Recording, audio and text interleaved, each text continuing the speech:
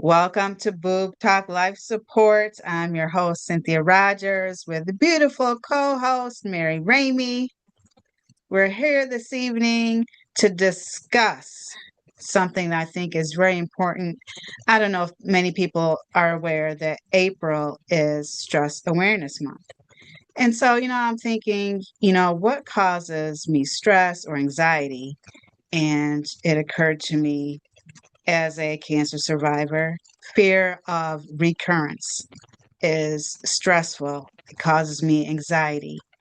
It's constantly on my mind. So, tonight we're going to talk about the fear of recurrence, but how we can recalibrate our thinking and change all that. So, let's just dive right in. So, I wanted to ask you, Mary. So, when we talk about fear of recurrence, what is actually happening to us neurologically? Well, your neurological response to any and all stressors are pretty inherited, right? That's where people talk about the fight or flight. And it's your body just goes into there and it overwhelms the system. So as those stress hormones, release everything, those actually help cancer and other diseases, grow. And there's nothing fun in there. So when we know that that's coming, the first thing you want to ask is like, why is this fear here? There's usually your pretty simple answers like, I'm scared of what I've been through. I'm scared of what could happen. I already know this. Look what happened to my mom. Look what happened to my dad. Look what happened to my sisters, aunties, all things. But if you think about what it really is saying, and what's really being said is you don't have control. Mm, Start there. okay.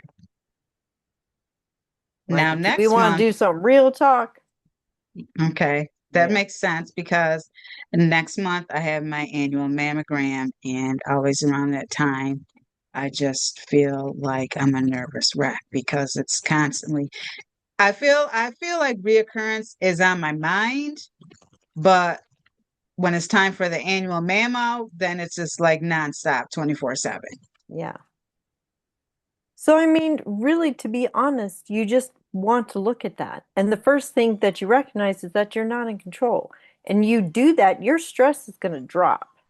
The moment you even just say that, Okay. because part I'm of not how in control. stress works, same as anything else, negative thoughts, right, is because it's staying in control. If you want to be able to step out of your stress, find the source before the stress. Mm, That source before the stress is I don't have control of this. Perceived. Like there's so much. And what is mortality? What is my life? I mean, you just go there and that thing is like never ending cycle for a day for sure. And you You know what know? triggered me the other day? I was in the kitchen looking out the window, making dinner, and I was having a baked potato and I put cheese on it. Now, since my cancer diagnosis, I cut back on so-called unhealthy things that I know that I had in uh not in moderation, which cheese, dairy was one of them, alcohol and sugar. But sometimes, every once in a while, I'm like, hey, you know what? Let me treat myself. So my treat was having cheese on this baked potato. But while I was putting it on there, I just thought, I said, oh my gosh, like I wish I could just live a normal life and not have to worry about what I'm eating, what I'm not eating, what I'm doing. And then that triggered me to think, oh my God, next month is my annual mammo. And then it just was like a downward spiral. Yeah. Whatever it takes for it to happen, it will happen. And then to think like, what is a normal life? And why do you not allow that to yourself? Mhm. Start there. And then it's be like, well, this triggers this, which triggers this, which triggers this.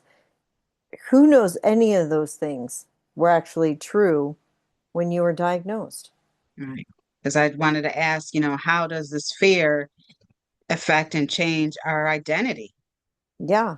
It keeps you from living. Mm, There is no more free will, it's fear will. It's the Mm. will of fear,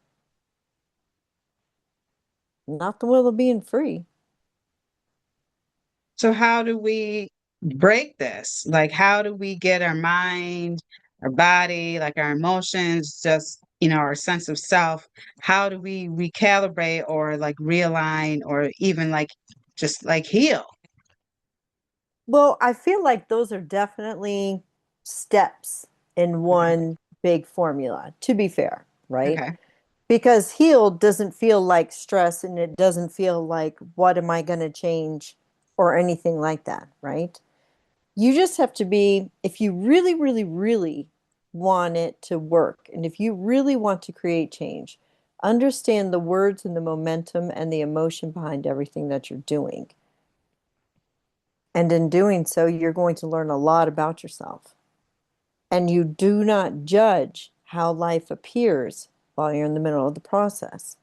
You know how people say it's about the journey, not the destination? Hmm. So you learn more in the journey than you do the destination. That's why. So where'd you say, for example, for myself, like where would I begin? I would start with, and I would be really honest. Why do I feel like my life was out of control if this were to happen again? Think about all the things you lost the first time.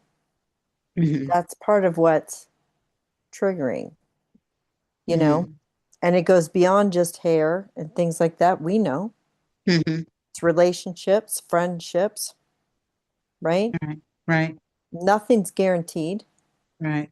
Get to learn that. So it's not just the stress of like not being in control of the cancer, it's all the byproducts of what cancer and chemo and everything else does, right? Right.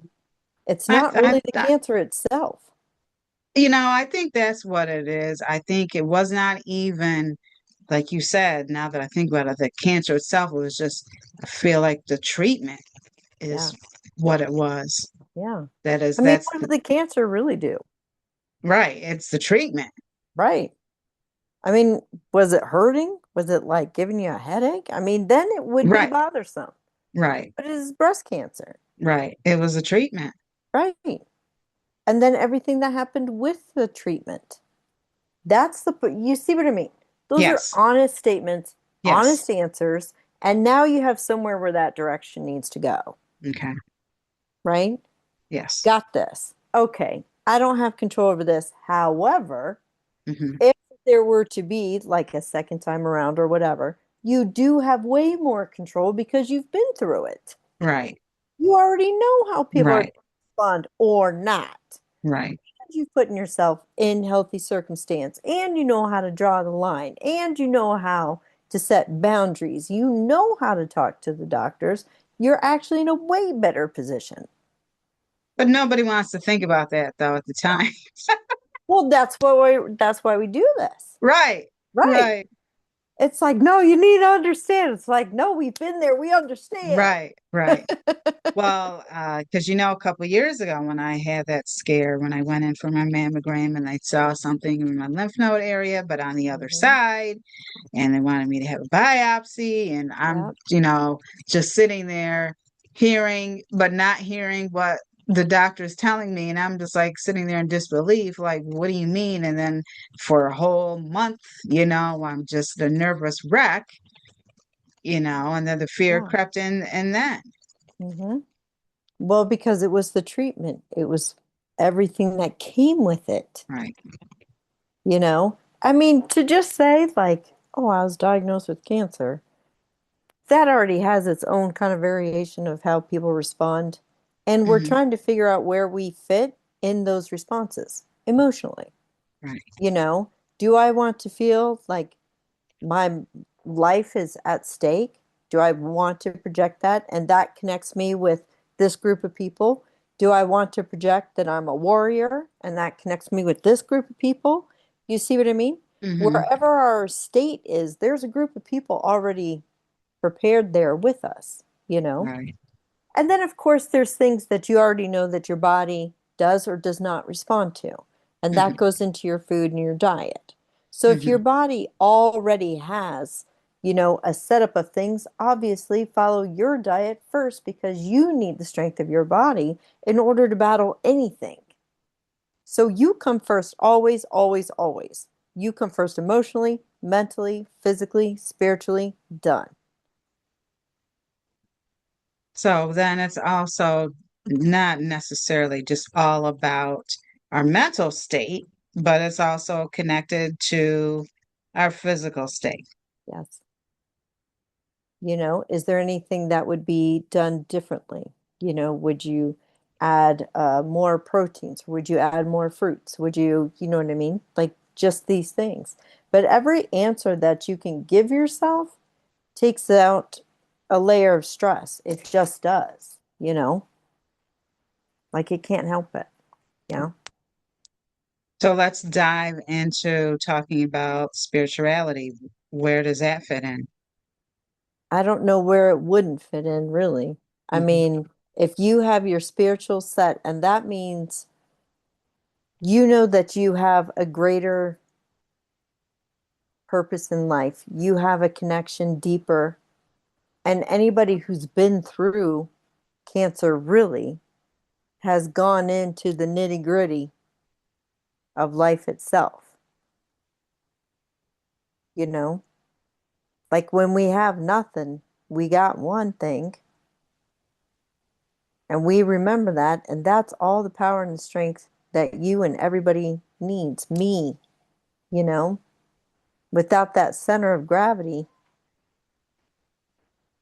we start there. And even as we discuss, on the regular, to have a meditative practice, to have a journaling practice, whatever it is that you ground yourself with.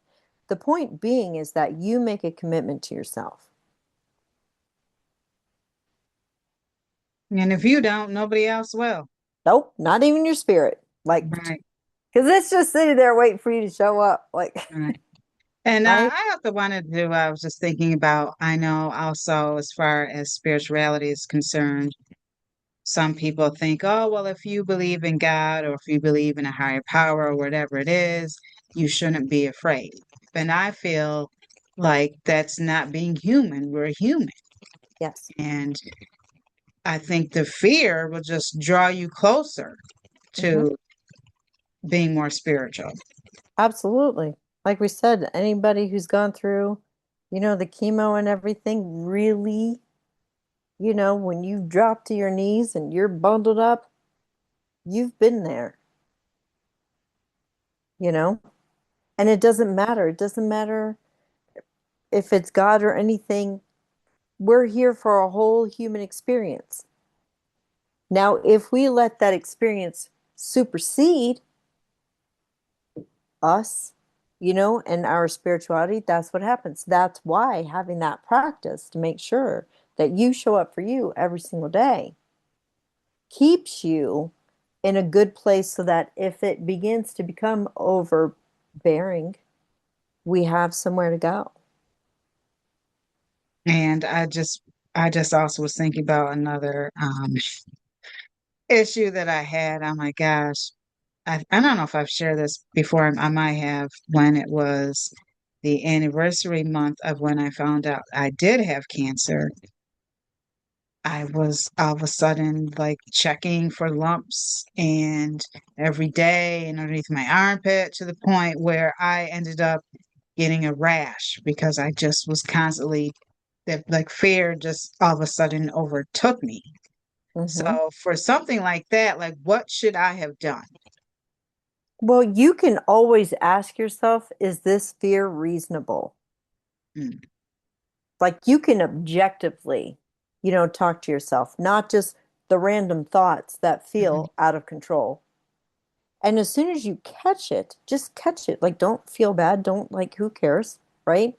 mhm, Redirect. Like, what am I actually afraid of? Ask yourself those questions, and answers will come, even if it's the form of a dream, right? mhm. Say that answer comes through in a dream and you're running from something, right? That's like a dark horse. I mean, that looks very reasonable to cancer. like wanting to run from something that seems dark and scary, you know? But we can't change all the human experience itself. Like we can step into it with grace. Nobody said easy, Hmm. you know? But the biggest part is what am I actually afraid of? And the more that you actually ask that, like, what am I getting out of this? Because it's not joyful. It doesn't feel pleasant, doesn't feel positive. You know, it's not going to push you into the weekend. Oh, go have a picnic now. You know what I mean? But for some people, it's like my life's going to stop. These are the things that are not said. Hmm. My life's going to stop. I know what I lost before and I'm about to lose it again, and I just rebuilt it. Mm. Mm. I just grew my hair back. I just Right. learned to walk again. Hmm. I just learned to hold a pan again without dropping it. I can actually hold a cup of tea. I can taste the tea. Mm. Right. These are all the things that are silenced that aren't really coming up. So when you objectively ask yourself, what is it that I'm really afraid of? Mm. Right. And there's power in that. And then you can sit and meditate. You just denounced all your fears, right? So Called them say out that. like a priest. So I would say that's part of recalibrating and just realigning, Yeah, facing the fear head on, yeah, basically.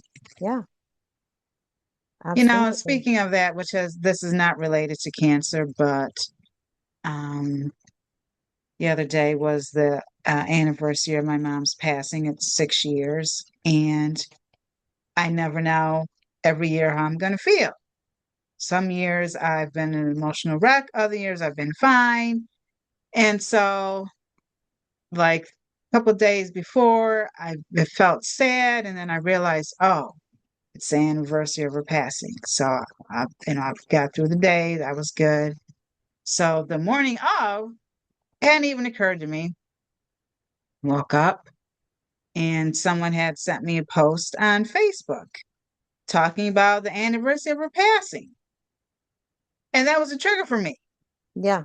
because I have been doing fine. So I was like irritated that this person, well, does this every year, even though I know they meant well. Now you've put me in this headspace where I don't want to be.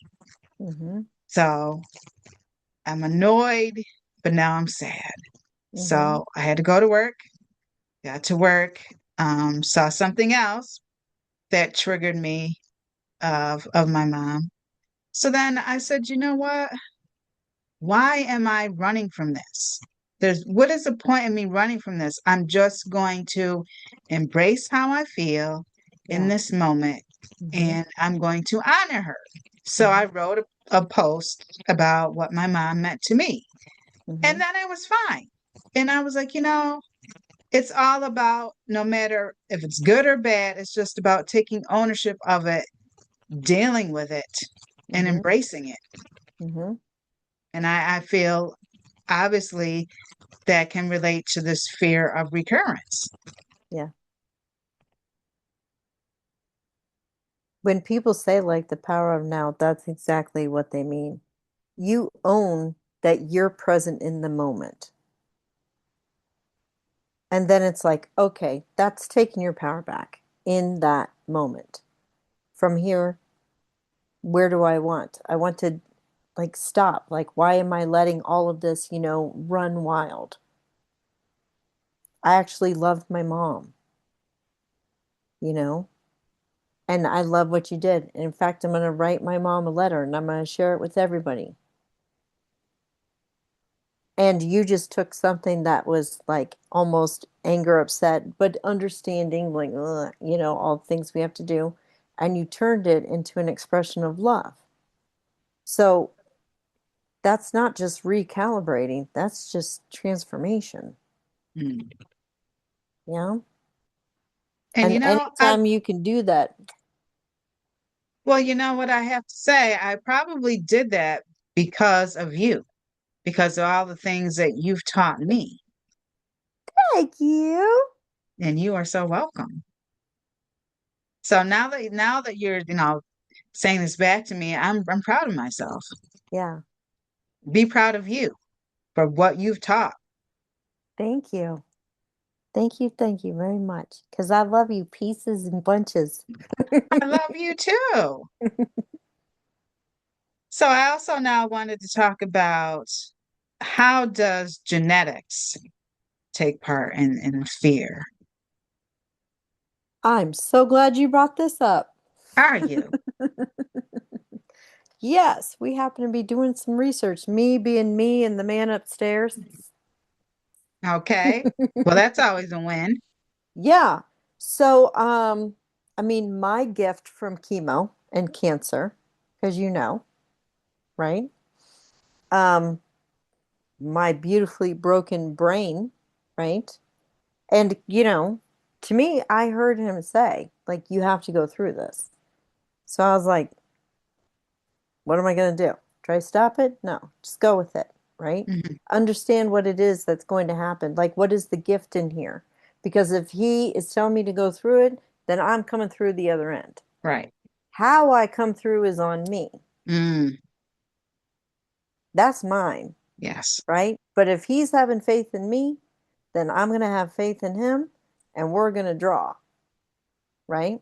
Hmm. So by the time I came out, I couldn't think the same, as you know, like we have the chemo brain, we lose our words and everything else, but Right. my brain worked in a very different way.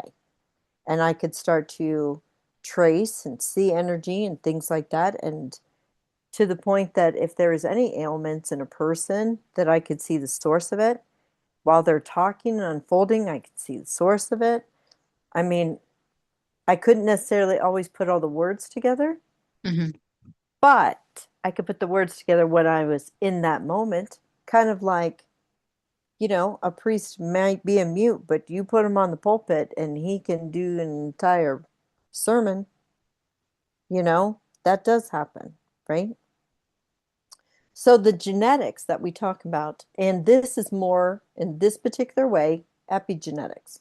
And epigenetics was studied Dr. Bruce Lipton. Um, and it was how, when we talked about how watching your mom go through cancer, you embodied that trauma and source. So your body was more prepared for cancer than your DNA. Mm, Okay. That is a triggering trauma event, which has a vibrational sequencing of your DNA. So your genetics have a molecular structure and a vibrational quantum structure. So you are patterned out. And you know how some people talk about patterns and they're talking about social patterns, right? The hmm. social patterns is one part, but how we embody those social patterns becomes almost a third link, like the missing link. So you have genetics, you have how people feel, and then how we internalize it, that's the missing link. We can literally create, and that was part of Bruce Lipton, was being the source of trauma and embodying the trauma to the point that you replicated it, Mm, right?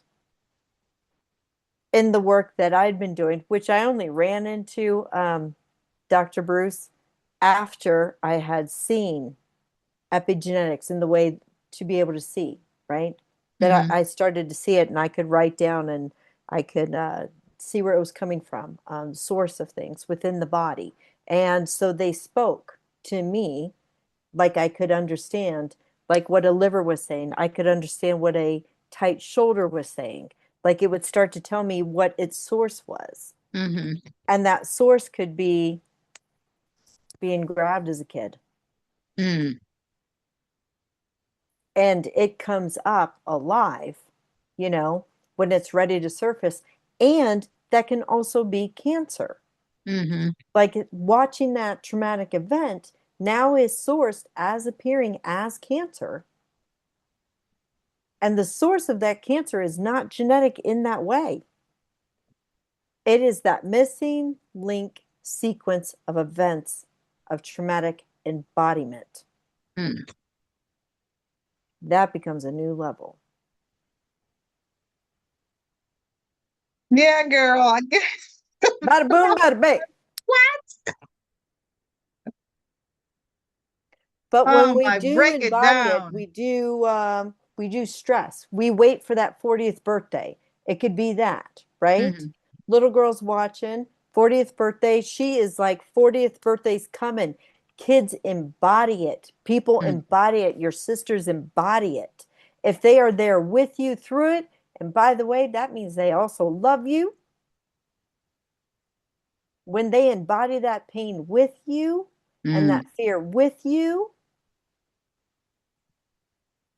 and all you're thinking is, I could be next. I could be next. I could be next. I could be next. Mm. But that is that extra sequence that is a part of genetic creation. Because I didn't have any genetic markers. And my dad was diagnosed with lymphoma just 10 days before I was diagnosed with breast cancer. And Mm. my dad's a geneticist. I mean, rabies, but geneticist. And he didn't have any genetic markers. So, two randomly, right, Yeah. within 10 days of each other. Mm. And we had to have the same red devil, you know, from what then? Well, then it That's so has to come from other interesting. sources. Yeah, my mom, I didn't have the BRCA1 or 2. Yep. But you did watch your mom Right. and you embodied that. And because you love her. And so, in a way, which wouldn't be normal psychology, but there's a part of us that feels connected. So we want Mm. to go through the same way. Because Mm. we've been talking about this. Like you hit 45, you've never been 45 before. You look at the only 45-year-old, and this is what she had at 45. Oh, well, that's what I'm going to have. Like we just know it to be Right. true. Right. So the same way that if, man, hey, everybody, go win the lottery. Let's put that out Right. there. Something Right? good, And be like, please. when I'm 45, I'm gonna Right. win the lottery because you know what I mean? Okay. I keep manifesting that I'm going to be a millionaire, girl. Right, right. But it is the same thing. We do that with the same energy, the same source, and everything else. And now that We're you bring that already up, prepared. I know I'm going to share this, and I think I've shared this with you before. How my mom had breast cancer once, she got it twice, 9 years later, and last year was my ninth year. And you know me, how I'm thinking in the back of my mind, oh God, am I going to get it? This is my ninth year, and thankfully I didn't. But that Mhm, was another fear that I had because of mhm. my mother. Right. And So you had, did what did that you tell nine? me? You told me you are not your mother. Yep, I did. And I had to embrace that. Like, hey, Uh-huh. it's not going to happen. Right, because you are not your mom. Yeah. But even you can tell at the 10th year, your mind's like, well, maybe it might be 10 for you and 9 for her. Mm. That little guy tried to sneak in and tell you that. Yes. Yes. Yes, he did. Yes. You are still not your mom. You need to, Right. Right. Yes. right? That's the extra part of genetics that is not talked about. But considering how many people are getting cancer, and there are a plethora of reasons, you want one, you'll find one. Hmm. But you can be very aware of what cancer means to you and be very honest about it. You can also be very honest about yourself if you have suicidal tendencies. Do you Mm. suffer in deep depression? These are things that also have that missing link effect where you want to leave, but you don't know how. So if someone wants to delve into this other side Hmm. and learn more from you, about the genetics of it all and Hmm. not necessarily the DNA, physical Yeah. DNA aspect of it, how can they do that? Well, I love that you shared this. Thank you very much. You're welcome. 7 years of work created metagenetics. The meta is taking everything that it is and how it goes beyond. And that is vastly important to me. And the energy in which that we create anything is shared upon beyond that moment. Say you have ice cream, right? You're enjoying the ice cream. So that energy of enjoyment goes beyond that moment, right? And because you had it, like a butterfly effect, you know, then you go on to the rest of your day. You're enjoying the sun. You're smiling at everybody. That's meta. That goes beyond. Okay. And then say you're diagnosed also in the same day, but you've already had ice cream. You're already good. And you're like, you know what? Whatever this may be, but I'm good. I'm healed. I'm healthy. I'm strong. You don't dive ever over to the other side, right? And you're good. That's part of the meta.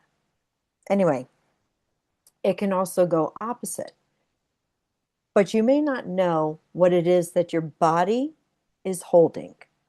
So it's not just the genetics DNA.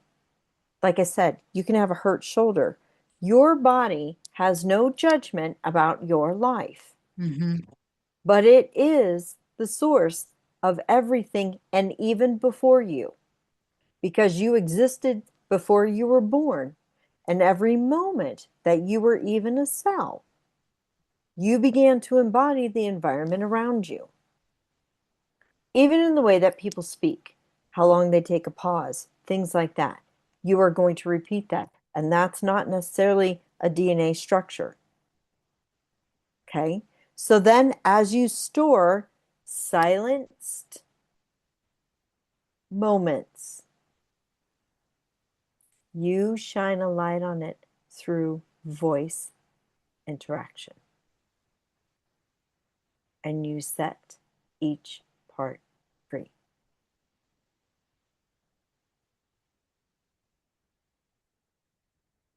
I promise you, when we're done, your life is transformed. I feel transformed already, girl. That's how he did there. So, how can they learn more about this? Well, you can always email Sassy Girl Truth because that's how we roll. SassyGirlTruth@hotmail.com. My website, Metagenetics, is still being built, but it's doing really well. Like there was a stuck transfer, but that part's moved, so it should be together in really the next couple days, by the end of this weekend. And if not, there's one-on-one sessions, for as long as you want. I can't commit to you any more than you commit to yourself. That's Mhm. true. So commit to yourself. And the whole point being is you don't want to take the long game. Even though it takes time, understand that we're going to dismantle everything. So your body changes, your cells expand, your breathing expands, your mind expands, the power of your life expands, right? As we keep removing all these storage units of trauma and anything else that it may be, it's not just generational. People store past life stuff as well, too. I Mm. mean, you don't know the source of you until you do. And every time you ask, you'll get a new answer. And every time that movement comes, you could end up getting a cold. You could get sick. Like your body's telling you, and you will learn this adapted behavior in reverse of how your body stored everything and now how it sets itself free. And the things that would happen beforehand, say it's somebody drinks a lot because they're hiding stuff, right? Mm. And you go to them before they even had their first drink. and something in them lightens up.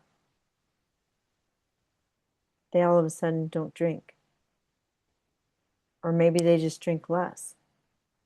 And you didn't talk about the drinking. Hmm. You know what I mean? You didn't say, why are you drinking? That's a, they're going to defend the drinking because it's a protective mechanism. You got to get underneath there to what it is that's being protected. And as you take that apart, the desire to hurt the body or yourself also begins to leave. And as that keeps happening, you begin to embody new ways of living that are true to you and only you. And then you reestablish life in a new way. You eat differently because you want to, and the way that we started the show, right? Why can't you just live? You can. Your body's going to change with you. It's a protective house and it has no judgment. We judge, not the body. So, lastly, Mary, then, how do we overcome this fear? One moment at a time. Just be gentle. You don't have to try to conquer tomorrow. Just hold yourself today. Yeah. Thank you so much. You've been listening to Boob Talk Life Support and our show tonight, Fear of Recurrence, How to Recalibrate. Just want everyone to know you're not alone. As cancer survivors, we all wrestle with the thought of what if it comes back, but you're not alone. We're here for you.